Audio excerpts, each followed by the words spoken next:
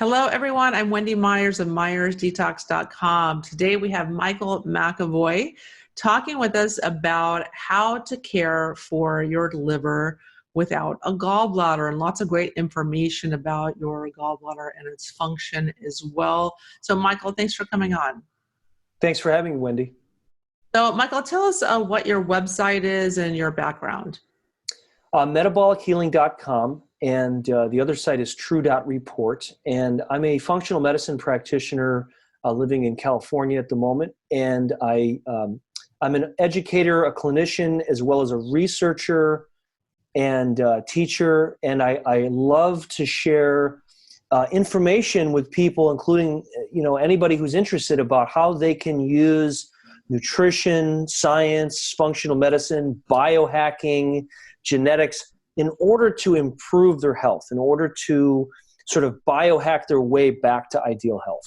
Yes, and that's why we wanted to have you today on to talk about how to care for your liver without a gallbladder. Is it safe to do liver flushing? Is it safe to do coffee enemas? What can you do to compensate for not having a gallbladder if you've had it removed, and to prevent gallbladder surgery? Because your doctor is not going to give you these tips. They're just going to say, take it out.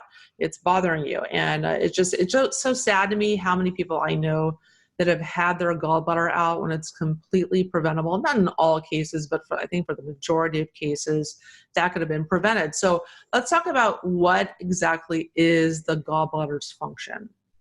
The gallbladder's function is to basically, its main function is to store and release bile.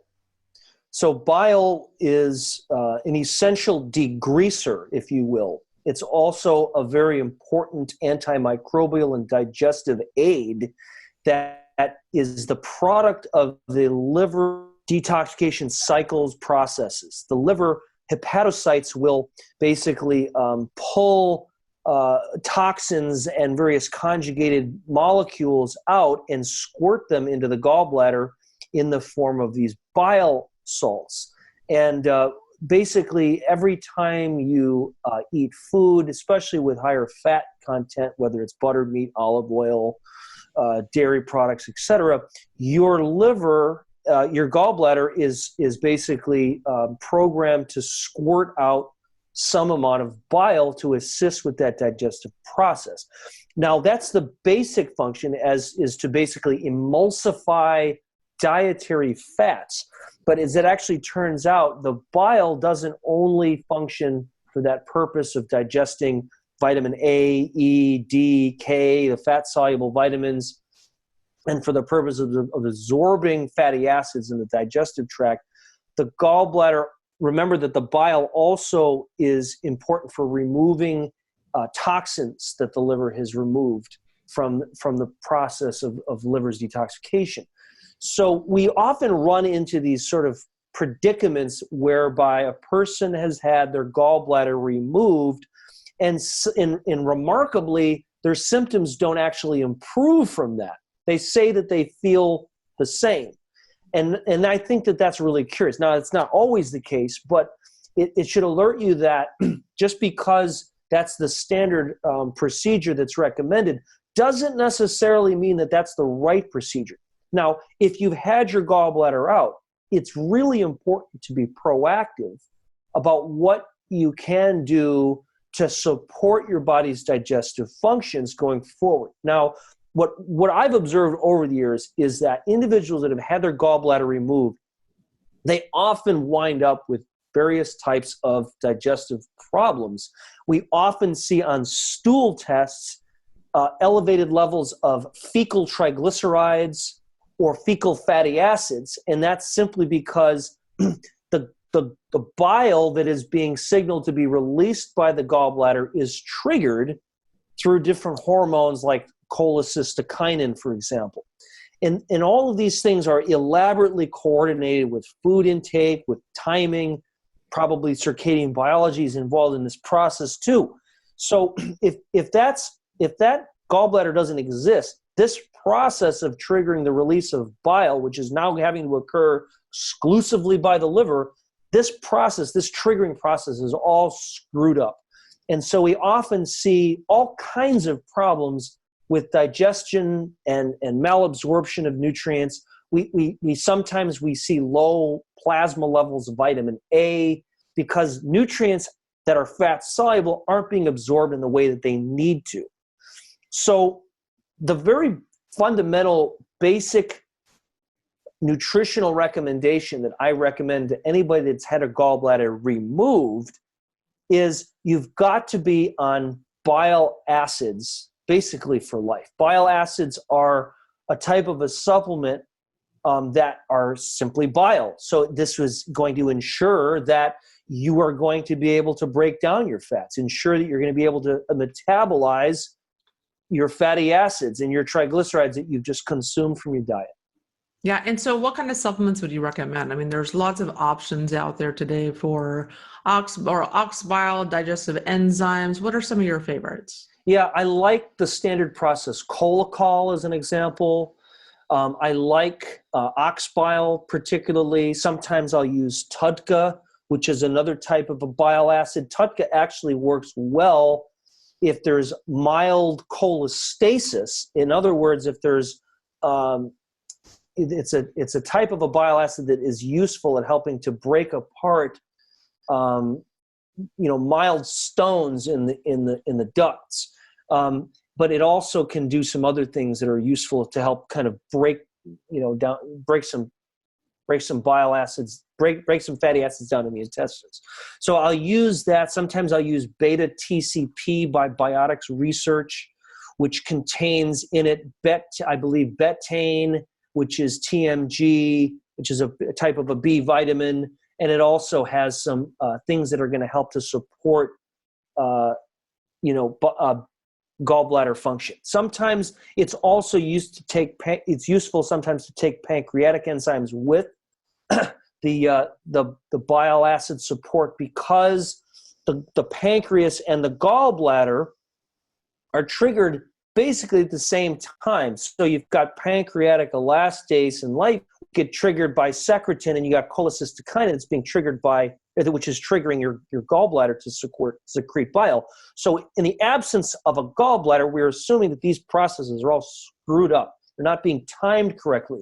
So to just try to bypass this whole problem, we're recommending, I recommend doing digestive support for the pancreas and the lack of a gallbladder at the same time with your meals.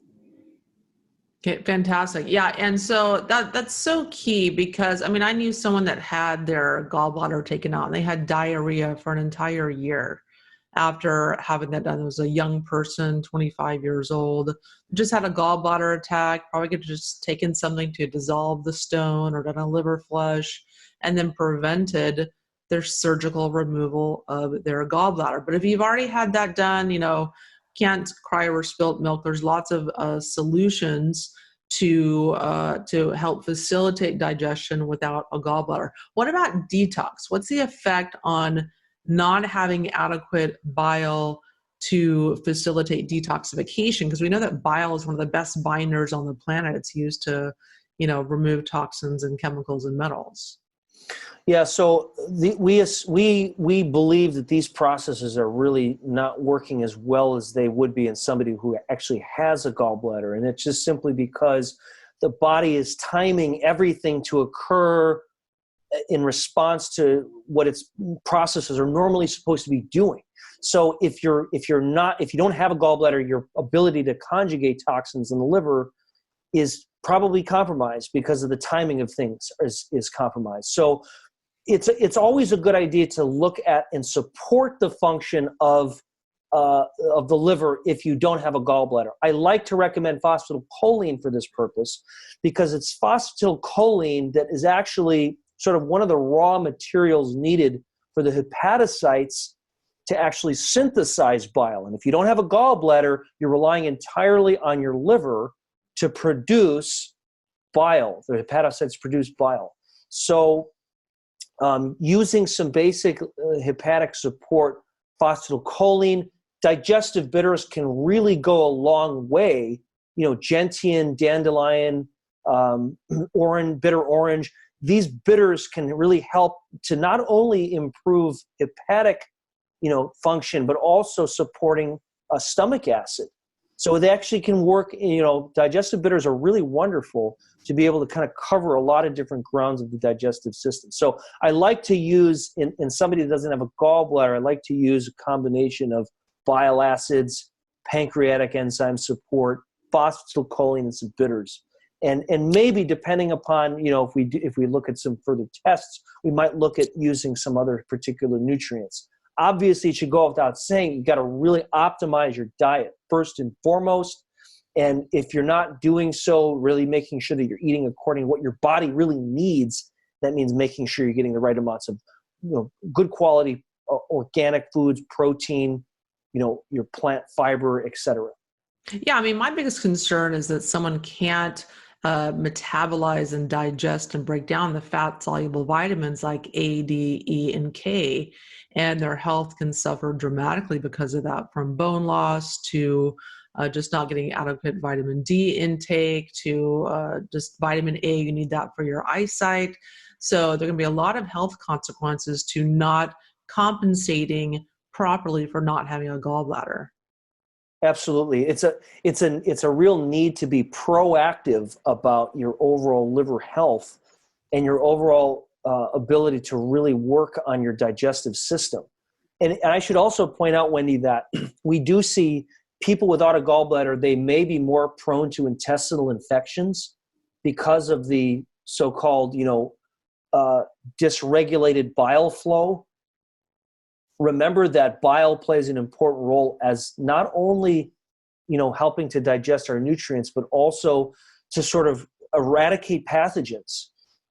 It's very common that if somebody has an intestinal infection, well, what happens? You wind up getting some kind of diarrhea, right? Well, what is that? Why is that happening? It's the intestine's ability to detoxify. It's the intestine's ability to try to restore that intestinal balance. A lot of people that don't have a gallbladder have a propensity towards gut infections. And I often use bile acids as part of a protocol if somebody has, parasites, for example, or a bacterial overgrowth, because it really does, bile acids really do help to improve and maintain the optimal intestinal environment. And that includes our bacterial in our gut. That's such a gem. I hadn't really thought of that consequence before. But when people start taking bile acids or start taking things to facilitate more bile, you might get a little diarrhea in the beginning, but just, taper it down a little bit, increase slowly, give your body time to adjust to that, because you'll probably get diarrhea if you need bile salts, if you need more bile production, or you don't have a gallbladder. Yeah, one tip with that is I sometimes will recommend using either fiber or increasing fiber intake. If somebody is taking bile acids and it's giving them more diarrhea, I would say start at a lower dose and take it with, make sure you're taking it with food. And I would say make sure you take a little extra fiber, just a little bit, maybe 20%. And if that doesn't fix it, then I'm often then going to recommend Kaishori Google, which is a type of a resin that is it's a type of a binder, but it helps to kind of constrict things in the small intestine. It usually, if somebody has, like, for example, bile acid reflux, which is the actual sort of reflux of bile acids into the esophagus, I find that increasing, using Kaishori Google, which is an Ayurvedic resin, oftentimes will help to correct that problem. And so that may also go across board people that have that problem that don't have a gallbladder as well. And so what protocols do you recommend for people to, care for their body if they've had their gallbladder removed? So make sure that, number one, you're staying adequately hydrated. Make sure that, number two, that you're timing the use of supplements, digestive supplements, to be taken with your meal, sometimes taken at the end of the meal. And remember that digestion, first of all, it starts in the mouth. It starts with chewing your food thoroughly, because the process of digestion starts when the salivary glands start releasing digestive enzymes. And that's triggering the stomach to start the digestive process. That's going to start the process of releasing hydrochloric acid. And when the stomach pH drops, lowers enough, is when you start producing more pepsin to start breaking down and churning the food in the stomach, preparing it for the next stage of digestion, which is that once the bolus enters into the pyloric part of the small intestine, that's when the gallbladder that's not there in this case and the pancreas should be producing the bile and the pancreatic enzymes. So remember that you always, again, if you don't have a gallbladder, you've got to really, really be proactive and pay attention. I would say chew your food thoroughly, and then you might even need to take a little bit of betaine hydrochloric acid to help with that process if you're feeling, upper GI bloating, for example. Or you could use, as an adjunct to that, some people like using apple cider vinegar, and they work similarly. But I would also say time the use of your bile acid supplement with a digestive enzyme. Take it together either in the middle of the meal or at the end of the meal. That's if you don't have a gallbladder, the middle or the end of the meal. And if you're more prone to diarrhea, use a little bit more fiber. And you can even take a fiber supplement away from meals, like, for example, a spoonful of psyllium fiber, for example, or a tablespoon of flax seeds, for example, to help add a little bit more fiber to the digestive tract. And so I would say that would be a really good sort of basic protocol to get started with. As you know, Wendy is a detox specialist, so she's really good at helping you to kind of create other liver protocols. It might involve supporting your liver's ability to conjugate toxins by using different detox supplements like N-acetylcysteine or glutathione promotion, or even NRF2, sulforaphane.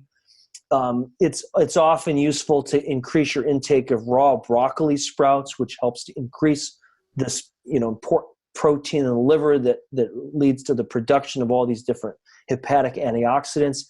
And the objective overall is, if you don't have a gallbladder, is that you want to really be proactive and to make sure that you're doing everything to optimize the digestion as well as the removal of toxins that your liver is now going to be challenged to really get rid of.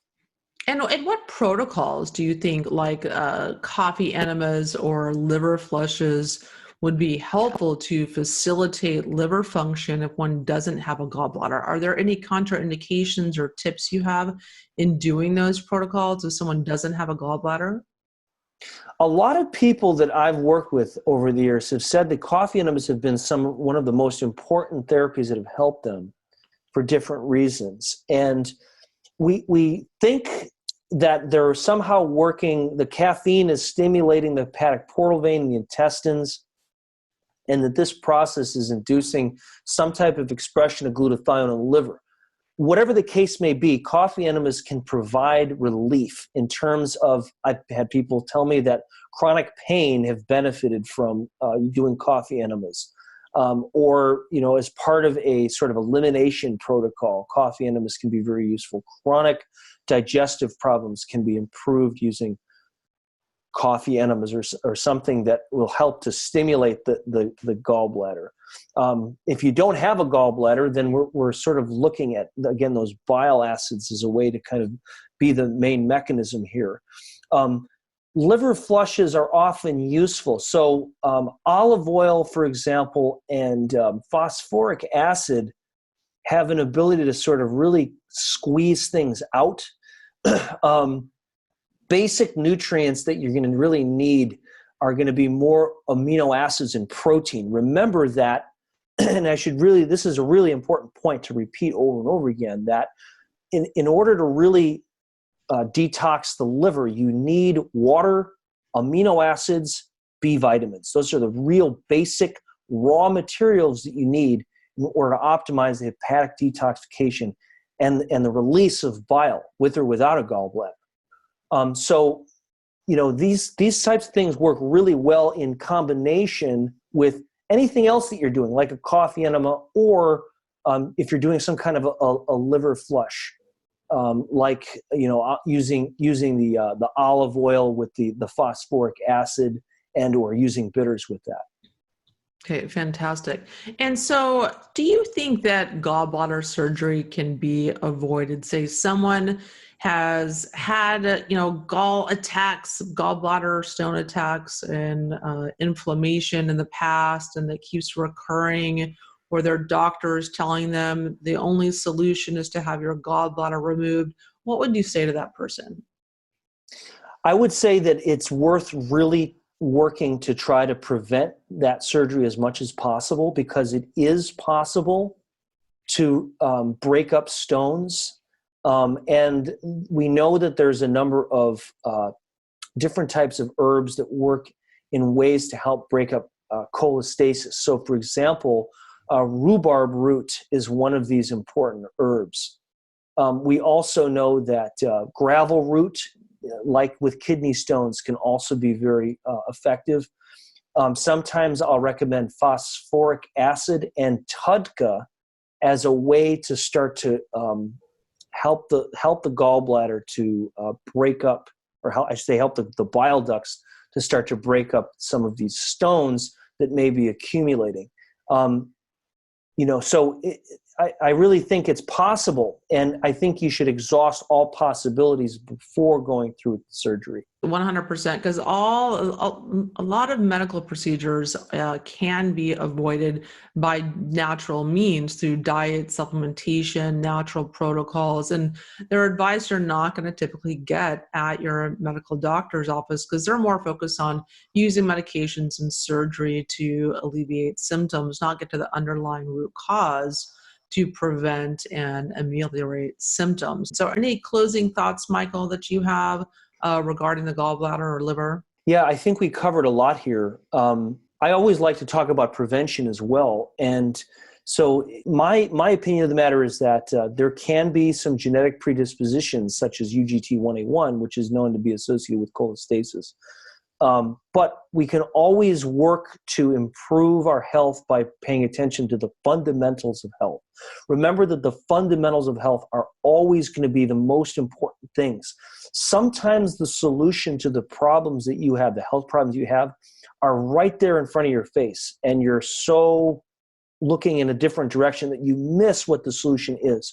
So I would say look to the fundamentals: hydration, sleep, exercise, high quality organic food intake on a regular basis, and doing something to minimize stress and toxin exposure. These are really important, especially in the 21st century. Yeah, absolutely. Because you can do all the coffee enemas and liver flushes you want and take TUDCA and bile salts. But if you are, eating lemon bars every morning with coffee and drinking a couple glasses of wine every night, you're kind of throwing a wrench in all of your efforts to heal your body. So have to, can't have one without the other. So Michael, tell us where we can find you, learn more about you, and work with you. My site is www.metabolichealing.com. That's metabolichealing.com. And the other site is true.report. That's true.report. You can go ahead and read my blog and some of the other articles I've written over the years. Okay, fantastic. Well, thank you so much, Michael, and everyone. Thanks for joining us for this video. The Myers Detox podcast is created and hosted by Wendy Myers. This podcast is for information purposes only. Statements and views expressed on this podcast are not medical advice. This podcast, including Wendy Myers and the producers, disclaim responsibility for any possible adverse effects from the use of information contained herein. Opinions of guests are their own, and this podcast does not endorse or accept responsibility for statements made by guests. This podcast does not make any representations or warranties about guest qualifications or credibility. Individuals on this podcast may have direct or indirect financial interest in products or services referred to herein. If you think you have a medical problem, consult a licensed physician.